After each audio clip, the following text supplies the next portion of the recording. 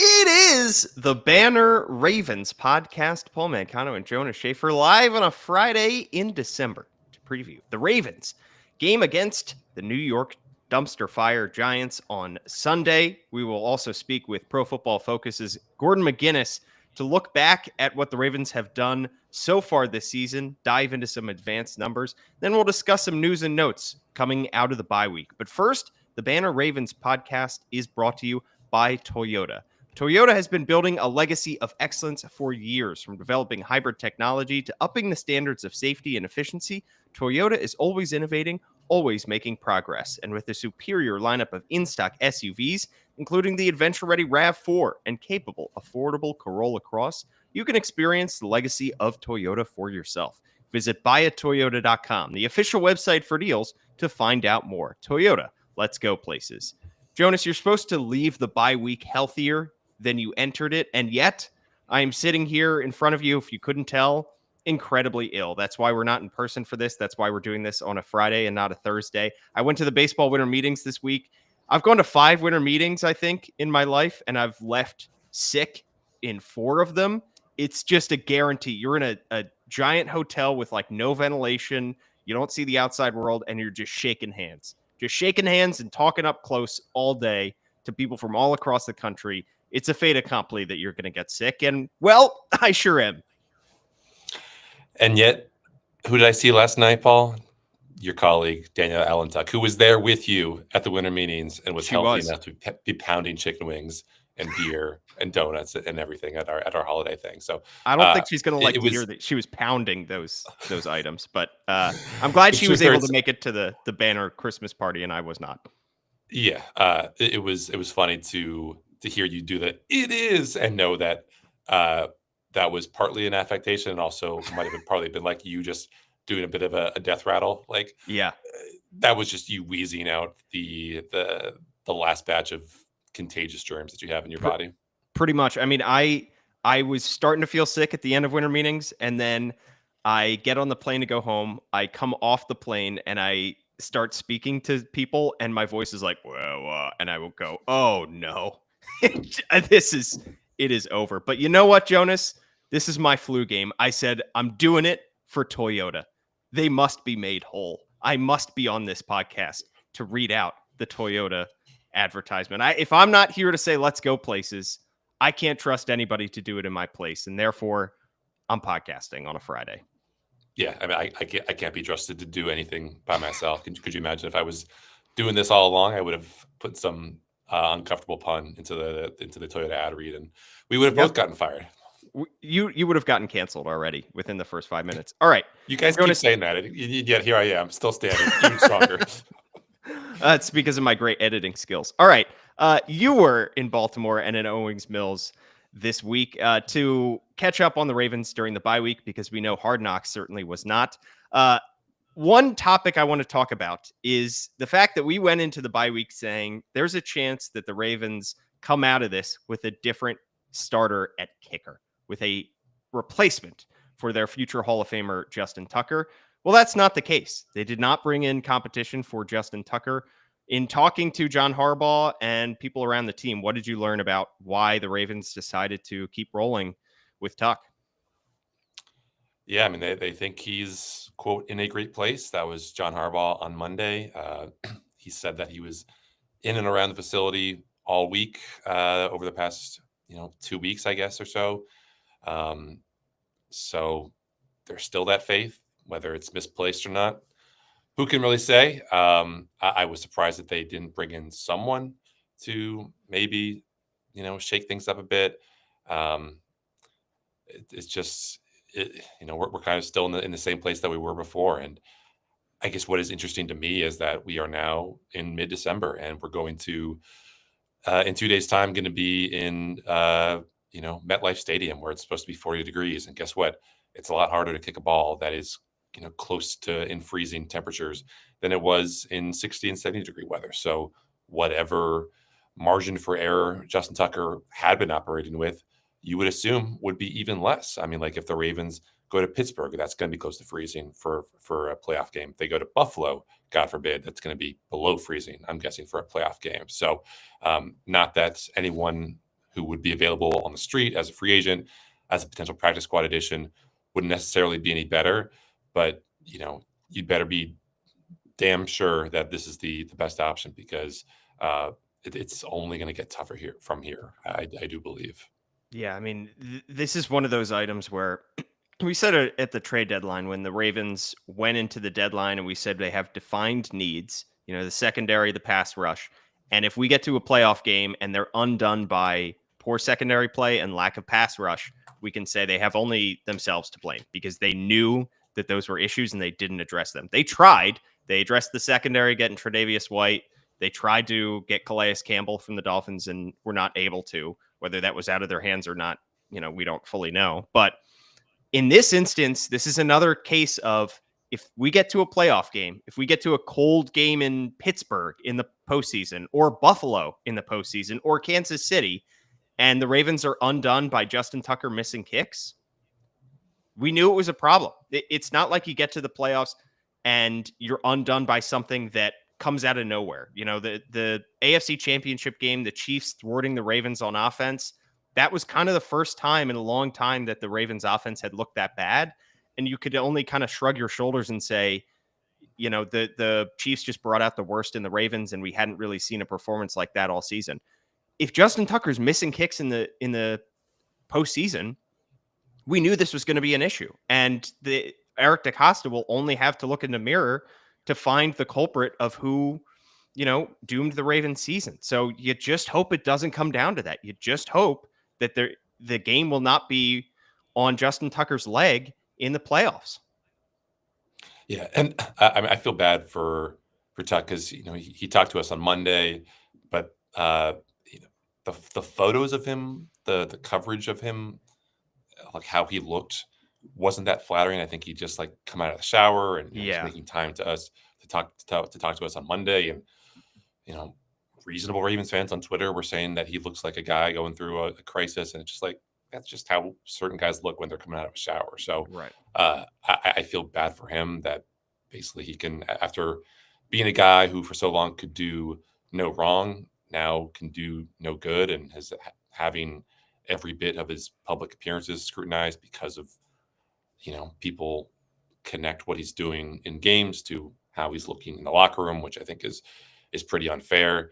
It's not like he's, it's not like he's Juan Soto showing up to the press conference with a little bit of a tummy. He still looks like Justin Tucker out there. So I guess we'll see. All the indications from Tuck and from the guys. I talked to Nick Moore for a little bit on Monday. They all feel like he's in a good place, not just mentally, but also performance-wise. So whether that actually connects to what we see on Sunday, again, that is the big question here. But until it does, until we get more evidence, we're just kind of in a bit of a holding pattern right here. Did I just hear a baseball reference from you, Jonas? I will occasionally check in on some Nats threads online as a native Washingtonian, and they were having some fun at the little punch that 750 million Juan Soto had developed. Unless they're paying him in pounds and not dollars. 765 could be 800, by the way, for Juan Soto. Pretty absurd. Yeah, no, I'm sick of people on Twitter trying to grasp at straws and trying to read the tea leaves. And the thing is, if he's going good, you read that as the complete opposite. You are just looking for reasons to justify his poor performance. And it's tough right now because obviously he's going through a most difficult stretch of his entire NFL career. And there's a lot of strain on him from the outside. And internally, no one has a higher standard for Justin Tucker than Justin Tucker. So you just hope on a personal level that he's able to get it right. Another thing coming out of the bye week as well is the status of Deontay Johnson, who did not enter the game against the Philadelphia Eagles, even though he was asked to. He is serving a 1-game suspension placed on by the team. He was not on the practice field, was he, Jonas? And what was your reaction to and the players' reaction to Deontay Johnson's absence? I think I'm sure, knew exactly what the deal was. I mean, it's normal for an NFL mandated suspension that you are not allowed to practice with the team. So I guess why would it be any different with a team issue suspension? Still pretty weird because you are counting on a guy who so far has proven unreliable in a lot of ways in your organization to be doing everything he needs dietarily, conditioning wise, game study wise to be in a shape where he shows up on, let's say Monday or Tuesday next week whenever the Ravens reconvene for practice for that short week against Pittsburgh, which of course he has every incentive to come up and show up and ball out against. You're asking a lot for that guy to be in a position where he is in a better position to help this team than he was like 2 weeks ago when he was actually a guy who we didn't think would hask out of a game. So I guess there's still a possibility that we don't see him again. That that there is no thawing of tensions between the Ravens and Deontay Johnson over these next few days. I mean, it was, I think, a pretty stark contrast to consider what is happening in Baltimore with Ravens teammates backing Deontay Johnson and what we saw last night in the 49ers game against the Rams, where Devondre Campbell, the backup linebacker, basically asks out of the rotation because I guess of some apparent unhappiness with Dre Greenlaw coming back and basically getting his old spot. And there were guys in that 49ers locker room who were extremely pissed. And I think, Charvarius Ward or Moody or one of those guys in the secondary said, like, yeah, he's probably going to be cut. And there was no rhetoric like that around Deontay Johnson, at least with the people that we asked. And, maybe we should have asked someone like Roquan Smith yesterday, just as a team leader, what he makes of this whole situation.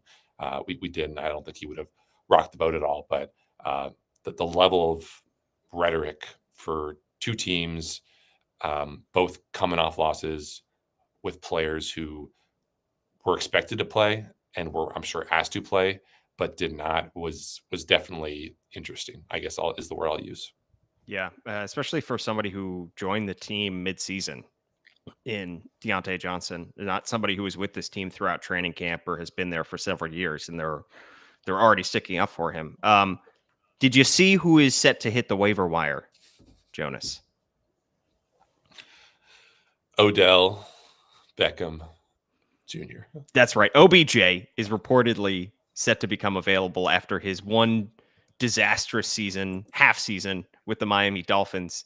Jonas, if Deontay Johnson is not the answer for your fourth wide receiver behind Rashad Bateman, Zay Flowers, and Nelson Aguilar, do you want to be going with Tylan Wallace or do you want to be going with OBJ? Should the Ravens, if he clears waivers, should they make a play for OBJ, cut Deontay Johnson, bring back an old friend? He seemed to love his time in Baltimore. I know he's looking for a bigger role. He's been objectively terrible this season for Miami, but as a fourth wide receiver, could it work? Yeah, I'm sure he's going to ask for probably more money than the Ravens are willing to pay at this point. I don't know, 9 catches for 55 yards just screams kind of replacement level. It's better than what Deontay Johnson gave this team.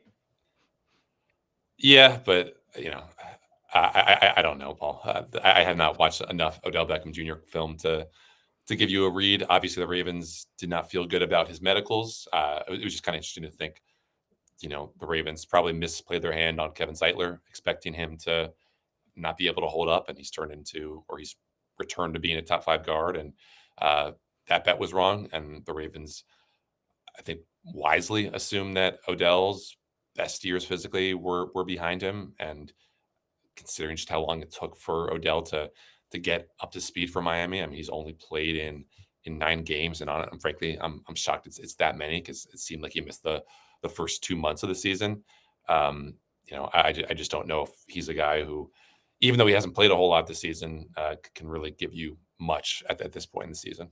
Yeah, they played that right in the offseason. They had the same bet with Morgan Moses when they traded him to the Jets, and Morgan Moses has I think he's been pretty good when he's been on the field, but he has also suffered a bunch of injuries, and they go with a second-round rookie Roger Rosengarten at that spot, and I think they played that correctly as well. All right, let's talk about what we've seen from this Ravens team so far this season. We brought on PFF's Gordon McGuinness, who's the head of content there, to dive into some of the deeper stats behind the Ravens' 8-5 start. And now we're joined on the Banner Ravens podcast by Gordon McGuinness, who's PFF's Director of Media Strategy. Gordon, thanks so much for hopping on. We like to reference advanced stats and PFF all the time on this podcast, but there's no better way to get that information than going directly to the source. So thank you for hopping on here. Thanks very much for having me. It's always good to hop on and talk some Ravens football. So first question for you. I had the question every time I wonder about the Ravens offensive line. I go right to PFF because it's been difficult to parse out exactly how much of this offense's success so far this year has been due to Lamar, how much is due to Derrick Henry, how much is due to the offensive line. They turn over 3 starters on the offensive line. In your estimation, it feels from our perspective like it's been an up and down year. Started pretty poorly, caught a second wind in the middle of the season, but that last game against the Eagles was rough. How would you rank this offensive line, and do you think that this group is one that can find sustainable success over the last 4 weeks of the season? I think it's probably like just outside the top 10, which I think a lot of Ravens fans would probably hear and be shocked with based on some of the struggles they have. But I think people often don't realize that offensive line play league wide, there's only a couple of like really good offensive lines from left to right. I think the Eagles and the Lions, probably the Broncos as well, are 3 teams that have really good offensive lines. And then you get a whole bunch of teams in the next like 15 or so who have a couple of good players and a couple of players who they kind of have to live with the struggles on. And then you get a bunch of teams at the bottom who, they're 4 or 5 less than suitable players. In terms of how they go down the stretch, I kind of think this is just what the Ravens' offensive line is the rest of the way. They are going to be okay at left tackle. Ronnie Stanley is still one of the better pass blockers in the NFL. He's kind of slowed down a little bit down the stretch here, but he's still strong in pass protection. Roger Rosengarten's really come into his own, so they're fine there. Tyler Linderbaum is good at center, and they're weak at the guard spots. And being weak at the guard spots means that if they go up against a below average defensive interior, they're going to be absolutely fine because Daniel Faalele is so big that it's hard for people to get around him. He can kind of just like lean into people. The issue they run into is if they go up against good defensive linemen or good linebackers who can get around him and are too athletic, it just causes them a whole bunch of problems.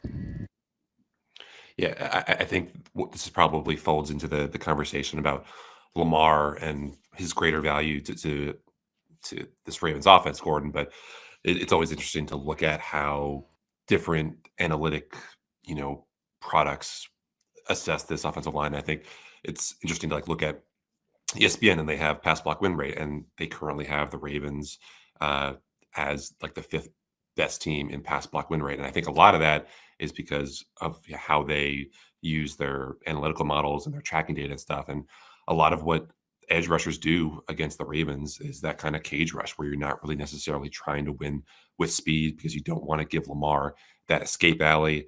I think the Eagles players were talking about how, their plan was basically to have those edge rushers be contained guys and let those interior pass rushers try to wreak as much havoc as possible because they knew that they had some cover on the edges there. So I don't know if there's like a way in the PFF database system or whatever to account for this kind of confounding variable as Lamar as a pass blocker himself. But what have you seen, or kind of what does the data show about just what kind of impact a quarterback can have on his pass protection numbers? Yeah, it's one of those things whereby I don't think it's obvious within the numbers, but it is something whereby you can just see it from watching film. The Bills game in particular is one that stands out to me, whereby you could see them doing those kind of cage rushes just to contain him. And some edge defenders they aren't going to go after them the way they go after other quarterbacks. Lamar has been PFF's number 1 graded passer the last 2 years. What is it about himself that separates him from the pack? Because we've seen the MVP conversation flip over the last several weeks, just because the Ravens have started losing some games and Josh Allen has started winning more games. But what is it about Lamar that stands apart in terms of PFF's grading system? So the first thing I would say is I think he probably doesn't stand apart. There's a couple of guys at the top, right? Like Joe Burrow's up there as well. But what I think makes him the quarterback that a lot of people believed he could never become is that he is way more methodical than I think he was ever given credit for. One of the things I think that jumps out when you watch him as a scrambler, when he throws the ball from a scramble, is how quickly he gets from scrambling at almost full speed to being able to get himself set and get a really good base to go and throw the ball downfield.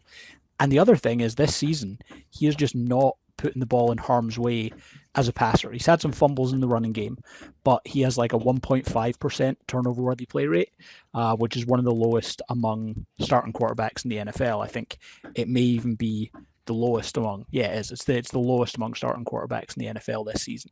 So he's just not putting the ball in harm's way a lot. So those two things, whereby he's able to find big plays as when things break down, and also that he can limit the negative plays, play a huge part in his ranking. Gordon, obviously a lot of focus this week on the Ravens and the wide receiver position with everything happening with Deontay Johnson. I know from listening to the podcast that you host, PFF NFL Daily, you were pretty high on Rashad Bateman before it was cool to this season. With Rashad's development, with what we've seen from Zay Flowers being, I think, top 3 among AFC wide receivers in receiving yards. We've seen Mark Andrews come on. We know what Isaiah Likely can do in space. How confident are you in this receiving core as being potentially, the backbone for a Super Bowl level contender coming out of the AFC? I definitely think they can be. I think the big concern I would have is just the situation where Rashad Bateman goes down with an injury. They don't have a lot of depth there. Deontay Johnson being benched is or being suspended kind of highlights just how limited they are there. I don't think this is a team that really wants to be going into the playoffs with Tylan Wallace running 40 routes in a game, right? I think you want him to be the kind of 5 to 7 guy who comes in and subs it a little bit there. But if those guys are healthy, like Zay Flowers, Rashad Bateman have been elite separators so far this season. Zay Flowers and Lamar are every single week seem to get more and more comfortable with each other with the scramble drill things whereby they can go and find it. And then the Mark Andrews thing is as simple as like his demise was greatly over exaggerated. He's been since week 5 this season, he's been a top 10 tight end in the NFL again. Yeah, and I remember even at the start of the year, he was getting a lot of separation that was showing up in PFF's grades and other places, but he just wasn't getting the ball as consistently. Now we've seen over the last couple of games, he's been a very consistent target, and he's come down with some very difficult catches as well. I want to ask about the defensive backs because one of the PFF's viral moments earlier this season was, I believe it was on the NBC broadcast when Marcus Williams did his player introduction for Sunday Night Football, and it was 75th out of 75 safeties was his grade. Defensive backs, especially safeties, it's hard for the average fan to watch TV and to judge how they're doing because you just can't see that far down the field. But how much of an improvement has Ardarius Washington been over Marcus Williams in the limited games that he's gotten that opportunity? And do you think that this group, Kyle Hamilton still grades out excellently according to your grading system. So do you think that this group is poised to potentially improve? They're definitely good enough. Like the way I probably had reservations after the Steelers game that the improvement on defense was maybe a little bit of a mirage, because what the Steelers are good at on offense is throwing the ball to the outside where the Ravens are fine. Middle of the field, the Ravens are absolutely fine there, so they're kind of able to handle those things. But over the last couple of weeks and what we saw them do against the Eagles in that game, they are able to limit offenses way more than they were in previous weeks. Don't know how much that's Ardarius Washington. I think he plays a part in it. I think the big thing is just the move of Kyle Hamilton to the deep safety role, because that impacts, one, he's really good, so he's able to slow those things down. But it also means that, unlike at the start of the season, Roquan Smith is not having to make up for subpar safety play like we saw from Marcus Williams and Eddie Jackson, whereby Roquan Smith isn't having to cover additional ground to make up for that. So over the last couple of weeks, we've seen Roquan Smith's grade be back to closer to where it was during his All-Pro season with the Ravens. Gordon, I guess kind of two questions following up on that. I think a lot of Ravens fans were kind of confused. Obviously, one of the most interesting follows on Twitter who uses your guys' data, is Judah Fortgang, and puts out really interesting charts. And I think there was one that caught my eye, certainly, that was basically identifying how well linebackers in the NFL had done at denying separation. And Roquan had been the face of the Ravens' middle of the field defensive crisis for the first 10 or 11 weeks, or whenever it was that chart came out. Has the data showed that he's been unlucky in some ways for the amount of completions and yardage that has been racked up over the middle of the field, or does that separation data not really ascribe a whole lot of value to what these linebackers and safeties and the other guys at the spine of the defense are really instrumental in doing? Yeah, so like the kind of standard PFF grades are a lot generally for defensive backs and linebackers in coverage, heavily focused around target data. So a guy who is being targeted a lot, if he's given up a lot of catches, it's gonna drive the grade down a little bit. On a play where he doesn't get targeted, he gets like a small adjustment that bumps him up a little bit. But for a linebacker, the amount of times he's in coverage and all those things, it doesn't make a huge difference. So if you are being picked on a bit, it is going to impact your grade a little bit there. I found this as well because the first few weeks of the season, I was watching games and I was like, Roquan Smith just feels like he's behind every single catch that the Ravens give up over the middle. You see him chasing something behind there. And I was over in Cincinnati at our office and I was talking to a guy called Ben Lindsay, who's the co-host of the betting preview that Judah does. And Ben said to me, he was like, have you seen these advanced coverage numbers for linebackers? And I was like, no, what are they? And he's like, oh, like Roquan Smith 7th out of all linebackers. And I was like, oh, it's like, that's interesting. So like, I just sat there and I pulled up coverage plays because like part of the system that we have that NFL teams have access to is, we can filter stuff and a couple of clicks of a button, I can go and watch all of Roquan Smith's coverage plays. And I started watching them and the first thing was like, oh, like the amount of space he's been asked to cover is huge. Like he's having to cover a huge distance here. So I think that played a huge part whereby his production was way down, but it's because what was being asked of him is probably more than should have been.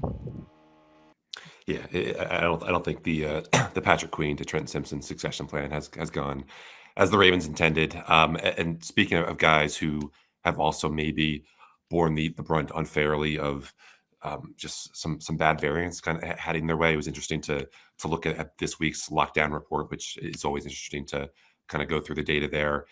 Brandon Stevens higher than Nate Wiggins for this year. I know obviously Nate has done a little bit better job of playing the ball when it has gone over his head. That has been Brandon Stevens' problem all season.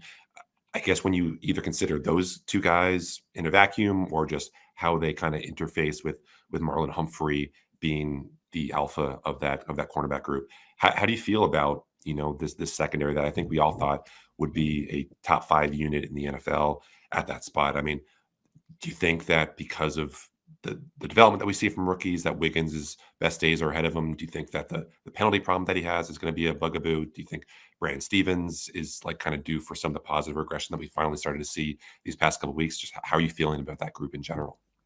I think Brandon Stevens it's a little bit like the meme that people have taken from Moneyball, whereby it's like, this is Brandon Stevens. He can cover really sticky. He's really sticky with receivers. He can cover down the sideline. The problem is he doesn't know how to play the ball when it's in the air. Yeah. That's what his big problem is, right? Like he can be close to receivers. Anytime you see him giving up a catch, he's normally like right there. It's just that he hasn't been able to do those things. So I think it is like, there's the flip side whereby he's a stickier corner, not as good at playing the ball in the air. Wiggins has given up a lot more just now, probably because he's a bit more inexperienced, but is really good at playing the ball. I do think they're probably in the best position they've been in a good couple of years heading into the playoffs at the cornerback position, because they've got 4 guys who I think are probably good enough in aggregate, and you can probably rotate them around a bit when you add in Tre'Davious White into the mix there, who I think's been pretty solid since they got him in there. So I think they want Humphrey to be able to come into the slot and handle those things, and you just hope that you get enough from the other 3 guys. But I think not being reliant on just 1 or 2 players alongside Humphrey this year gives them a little bit of a boost. It'll be interesting to see how it fares. That group fares in the last 4 weeks of the regular season, and then on to the playoffs, and we will be keeping our eye on PFF in the meantime. Gordon, where can everybody find you on social media and find your podcast? Yeah, you'll find me PFF_Gordon on Twitter/X, whatever we're calling it these days. And the podcast I'm mainly on, it's the PFF NFL Daily, which you can find on all the main platforms. I also do the PFF NFL show on a Friday just to recap Thursday Night Football, so you'll find me there as well. Awesome. Gordon McGuinness giving us his insight into the Ravens. Thanks so much, Gordon. Thank you very much for having me, guys. Talk again soon. All right, Gordon McGuinness, great insight, even better accent. Jonas, let's dive into our preview for Sunday's game against the New York Giants. Your word of the day is really more of a phrase than it is a word. It's dumpster fire. You beat me to the punch, and I'm not describing your gastrointestinal system, Paul. I'm describing the New York Giants. Definition from Webster: an utterly calamitous or mismanaged situation or occurrence, first known use 2006. So probably the newest phrase that we've bandied about. What's funny is that Webster's first example cited is about the 2017 Giants because Ben McAdoo is quoted. But I bring it up because for their Giants last game against the Saints, there was a small plane spotted that was circling MetLife Stadium about 90 minutes before that game kicked off, with a message trailing behind it to Giants co-owner John Mara that said, "Mr. Mara, enough. Please fix this dumpster fire." So not only did we get that act of kind of public shaming, but when Malik Neighbors was asked about the plane post-game, he said, "I ain't paid for the plane." I don't think anyone was accusing you, Malik, of paying for the plane, but such are the depths that this Giants team has fallen to. The Giants are going back to their benched backup this week, Tommy DeVito, but that's only because their third string quarterback, Drew Lock, was banged up, and Drew Lock was the third string because the coaches all of a sudden decided that after having him be the backup for like the first 10 weeks of the season when Daniel Jones was barely playable, was actually not as good a fit for their offense as they thought. So he became their third stringer, even though he was technically their backup to start with. This whole situation for the Giants just kind of speaks to why the Ravens are basically more than two touchdown favorites, which is something that we rarely get to say about a team in a league as competitive as the NFL. Yeah, the spread is absolutely massive right now. Giants have lost 8 straight. I mean, Giants quarterbacks have had 8 passing touchdowns this season, and all have been by Daniel Jones. They haven't had any by either of their 2 backups who have come in and after Daniel Jones asked for his release and was granted it. And their last loss was especially brutal after so many miscues on special teams. They had a punt return that was called back. They had a blocked field goal at the end. Just ugliness all around for that dumpster fire of a team. And all I can say is Cam Ward, come on down. Or Shedeur Sanders, either one of those two. Let's talk about injuries heading into this game because Rashad Bateman obviously exited the Ravens last game against the Eagles, but it appears that his knee injury is not all that serious because he was back on the practice field. Yeah, full participant Wednesday, full participant Thursday, said he was fine on Monday. So you just hope that whatever was going on against Philly was just a minor flare-up and not something that could become a recurring issue later this season.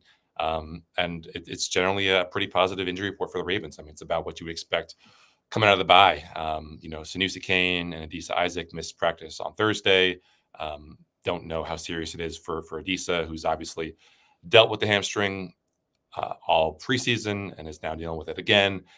He seemed fine walking around the locker room yesterday. So fingers crossed that is just a precautionary thing, because obviously, this would be a really nice game for a guy like that to potentially get some confidence.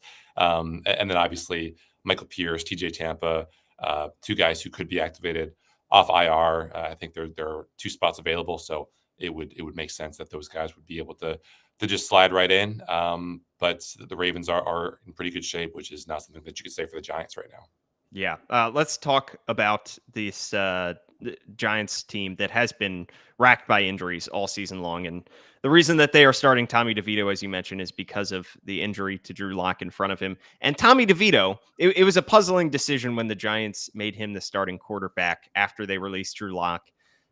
And or after they released Daniel Jones, I should say, and Drew Lock was healthy, because Tommy DeVito was a fun story for about a game and a half, and he's been absolutely terrible since, which is what you expect from somebody who actively chose to leave Syracuse University and go to the much worse school in Illinois. I mean, you really got to question his decision making there. This offense was terrible with Daniel Jones. They've been terrible with Drew Lock, and they've been perhaps the worst with Tommy DeVito at quarterback. They really, their game plan is funnel the ball to Malik Neighbors and just give him as many targets as humanly possible. I think that's a fine game plan when you have the lack of talent at other skill positions as they have had, especially quarterback. However, nothing seems to be working for this Giants offense, Jonas. Yeah, Paul, as this podcast representative of Italian Americans, how bad could this week get if Tommy DeVito just is dumpster fire personified on Sunday? Are we going to reach new depths, or have we already hit the lowest that we possibly can, considering everything that's happening with certain characters named from Mario World games? Yep, certain Maryland locals, certain Gilman graduates. Yeah, I mean, things are tough. Let's hope Tommy DeVito earns his 7 fishes on Christmas Eve, because that's a wonderful tradition that my family always looks forward to. Oh, really? You're just like you're straight out of The Bear. Exactly. Haven't seen it, but sure. Yeah. That's, thank you for appropriating my culture, Jonas. Yeah. This offense is terrible with Tommy DeVito at quarterback. QBR of 23.7 in 2023 and of 16 in 2024. Takes a ton of sacks. He can run a little bit, sure, 20 rushing yards per game, but that's about it. And they also do have Tyron Tracy, who's been a nice story, as a 5th round pick for them this year. After they lose Saquon Barkley, not much solace after Saquon Barkley is off to like an MVP caliber start with the Eagles. However, he's been a nice little story for them, but they just don't have much outside of that, and the game planning is pretty poor. Yeah, they're down their all-pro left tackle and Andrew Thomas. ESPN, I think, reported on Wednesday that right tackle Evan Neal, who didn't practice on Wednesday and I think was limited on Thursday, was not expected to play. John Runyon Jr., their starting left guard, I think is also not expected to play. Our old offseason friend, Greg Van Vroten, is having a nice season at right guard on a pretty cheap deal. So I guess there's a world in which the Ravens sign him for very little money and get him into the building and maybe have shored up one of those guard spots that they are definitely struggling with right now. But yeah, I'll take a victory lap on that, Jonas. That was my pick to win our free agency bracket. I thought he was going to be a nice veteran that they could stick in there for a year or two. They decided not to, and guess what? He's playing great football. So Eric DeCosta, maybe follow our free agency bracket in the future. You don't win friends with salad, and you don't win free agency brackets with freaking interior linemen, Paul. You should know this. But yeah, I mean, the Tommy DeVito situation, like I was hoping to see Drew Lock just because he's a little bit more of a fun player. There's like some high variance there. He'll throw the ball downfield. He'll throw dumb passes. Tommy DeVito like takes pretty good care of the ball. He takes such good care of the ball that he gets sacked for a ridiculously high amount. Over the past 2 years, like the league average sack rate is about 7%. Tommy DeVito is at 16.4%. So he is basically sacked on 1 of every 6 dropbacks, which is just a mind-boggling number. And that number, was with, I think, a much healthier line for the most part. So you are just inviting disaster, I think, every time you drop back to pass with him.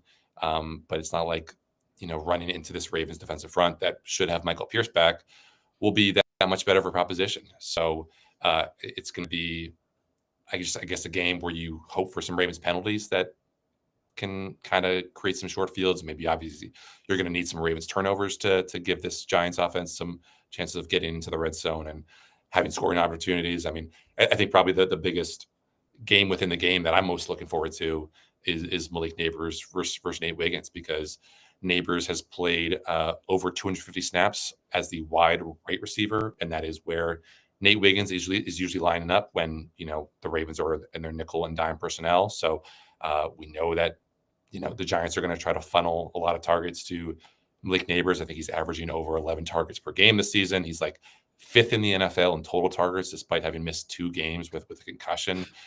So I think we're going to see a lot of, first round rookie on first round rookie. And, obviously I don't think Malik Neighbors at this point dealing with that hip flexor injury is good enough to, tilt this game single-handedly in the Giants' favor. But I think, if Nate Wiggins struggles or if he bites on a couple double moves as he's prone to do, then it's going to be interesting to see, how the Ravens kind of react to that. Yeah, different matchup for Nate Wiggins than against the Eagles 2 weeks ago because, A.J. Brown is such a big hulking wide receiver. Malik Neighbors is shifty. He's fast. He is an excellent route runner. I mean, there's a reason he was taken with the top 5 pick, but he's not overly jacked yet. He's still 21 years old, so he could definitely add muscle to his frame, but he's 200 pounds, 6 feet. This is going to be an interesting matchup, and that's the kind of wide receiver that you feel like Nate Wiggins might be able to stick to. It's going to be an incredibly difficult test, but I'm excited to see what Nate Wiggins can do because you want to go into next season. We've seen a good amount of flashes from Nate Wiggins so far this season, but you want to go into next season feeling like he can be a legit number 1 outside cornerback. And if he continues to pass these tests, like I think he did fairly well against the Eagles and A.J. Brown, then that'll be a good sign going forward. On the defensive side, Jonas, this is a defense that is not a whole lot better than their offense. 24th in DVOA, 28th against the pass, 15th against the rush. Came into this season, the hope was that they were going to have a good pass rush after they trade for Brian Burns. And they have some young guys who are like Kayvon Thibodeau, who's getting older. They lose Dexter Lawrence and haven't really been able to replace him. And they've struggled as a pass rush unit because of that. Yeah, I mean, the one thing that this defense did really well to start the season was get after the passer. They were through week 10, so not all that too far long ago. They were 1st in sack rate and 6th in pressure rate because, not only did they have Dexter Lawrence, who's been in a class by himself as a nose tackle, but, getting good production from Brian Burns, who they obviously traded for last offseason. Azeez Ojulari, who obviously was linked to the Ravens as a potential midseason trade acquisition, had 5 or 6 sacks within those first 10 weeks. Kayvon Thibodeau has not really, I think, lived up to that first round billing, but has still, managed to have some decent production. But since week 11, week 12, excuse me, they have the 2nd worst sack rate and the 2nd worst pressure rate. Because what's happened in that span? Well, Ojulari went on IR in late November with a toe injury. You had Dexter Lawrence suffering a season-ending elbow injury a couple weeks ago. So this pass rush that had a couple nice pieces has just suddenly fallen to tatters all of a sudden. That's really bad news for the secondary because talking about injuries, not only are they dealing with guys falling left and right up front, but they just lost Tyler Nubin, who's a 2nd round pick who'd started every game for them, had been a pretty steady performer for them at safety, and now they're going to be down him. And Deonte Banks, who was obviously a Terp, and I was rooting for to catch on in that Giants secondary, is banged up, and even when he was healthy, was just not having a great year in that 2nd season in New York. I think he allowed like 5 or 6 touchdowns within the first 10 games of the season. So I think obviously there's not a matchup on offense or defense where the Ravens should not feel like they have at least a small advantage. And considering where the Ravens are, considering the fact that they have had this bye week to get rested, to fix whatever they maybe needed to get fixed teaching wise, it's easy to see again why the Ravens are 16 and a half point favorites. Yeah, there's really no excuse for the Ravens to lose this game. Let's get into our score predictions here. I've got the Ravens coming out on top with, I think, pretty much the exact same score that I predicted them winning by against the Browns, 30-13. The Ravens have to be feeling healthier coming out of the bye. They have to feel good about their matchups all across the field. But they lost that game to the Browns. They lost that game in Cleveland. I know Jameis Winston is a far better quarterback than Tommy DeVito, which really says more about Tommy DeVito than it does about Jameis Winston. But you just worry about a trap game. This is one of those instances where there's no reason for the Giants to take them by surprise. There's really no excuse for the Ravens to lose this game. They've had a bad stretch of losing to teams that they should beat, going back to the Raiders game in week 2.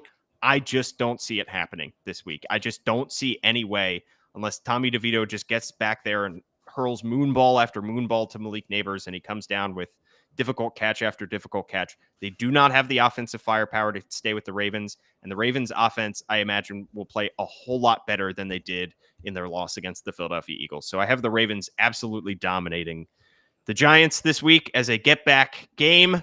Get to 9-5. What's your score prediction, Jonas? Yeah, I'm getting Ravens 35, Giants 13.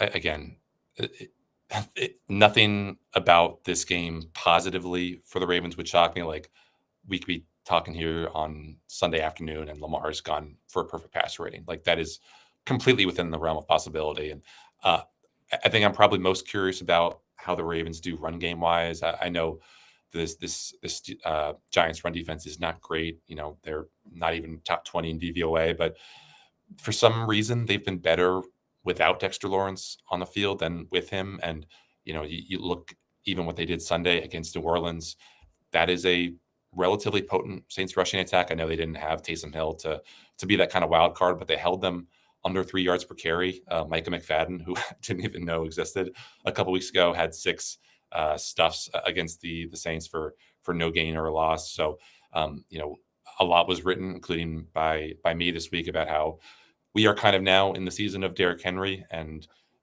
this is the time to feed that beast, because defenses are worn down, but he is built different, and he's going to get better the more and more touches that he gets. It's not just over the course of a game, but it's over the course of a season. So I am very interested to see how committed the Ravens are to running the ball. But like, even if we get a weird kind of Bengals like, you know, game scenario where everything on paper says the Ravens should be able to run the ball against a bad, banged up run defense, they for whatever reason can't.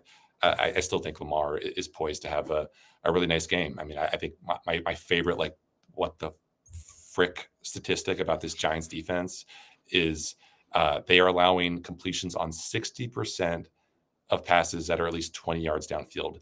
The league average is 35%, Paul. That's absurd. The Ravens' much maligned defense is only at 40%. So opposing quarterbacks on those deep shots have gone 21 for 35. I'm surprised it's only 35 attempts, frankly. That's probably a reflection of just how good the pass rush was, that, you know, not allowing a lot of 5 or 7 step dropbacks, but 21 for 35 for 646 yards, 4 touchdowns, 1 interception, a 130.4 passer rating. Wow. So if this is the game for Lamar to, you know, stretch that arm out, try some deep shots, I think it would set up really nicely for what the Ravens have. And, you know, I guess it wouldn't surprise me if, you know, we kind of look up at the scoreboard in the middle of the second quarter and it's like Ravens 10, Giants 3. But I just feel like at a certain point, the kind of talent and coaching and health advantages that the Ravens have accrued over the course of this season will bear out, and this should be a walk in the park for them, to be honest. Yeah, I mean, this just can't be a repeat of the last time the Ravens were up at MetLife playing the Giants, and I just don't imagine it playing out that way. If Zay Flowers has another quiet or silent second half without a catch, it better be because the Ravens are up 30 at halftime, and they just decide to feed the beast and run Derrick Henry the entire second half. Yeah, I mean, like, this is a perfect opportunity to not only rest guys ahead of that relatively short week against the Steelers, but, you know, like, selfishly, I think I want to see, and a lot of Ravens fans want to see, some of the guys that we haven't gotten a whole lot of good looks at, you know, actually play. I mean, we were kind of joking yesterday in the media room, like, it would be the most Ravens thing ever for this team to get up, you know, 34-3 in the fourth quarter, and you bring on the subs, and the offensive lineman that you see at left guard is still Patrick McCary, and then at right guard it's Josh Jones. Like, we want to see Voorhees, we want to see Ben Cleveland. We don't want to see these guys who we either kind of know who they are or we're, you know, sick of seeing. Obviously, I'm fine with whoever's out there personally, but just as, you know, speaking for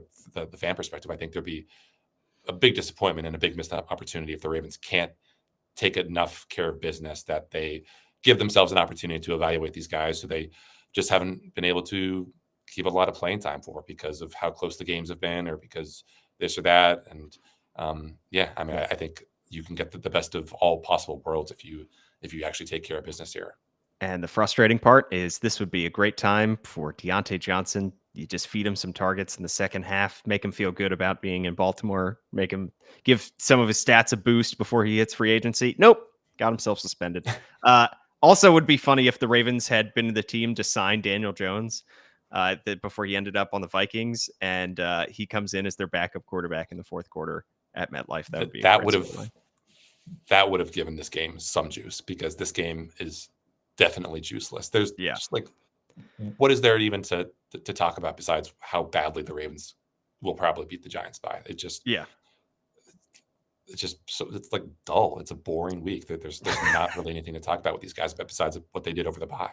Well, our podcast will not be boring on Sunday as we recap the Ravens game against the Giants. It's just, let's just hope that it's a tough week for Giants/Yankees fans as they lose Juan Soto and then hopefully lose Sunday's game to the Baltimore Ravens. We will be back live. Jonas will be at MetLife Stadium. In the meantime, like, rate, review, subscribe. Give us a good review. I'll read it out here on the Banner Ravens podcast. Also, subscribe to the Baltimore Banner. $1 for 6 months to read all of Jonas's work. Gianna Hahn, Kyle Goon have you covered going up until Sunday's game, and plenty of reaction afterwards. Jonas's Twitter handle is @Jonas_Shaffer. I'm at Paul Mancano and at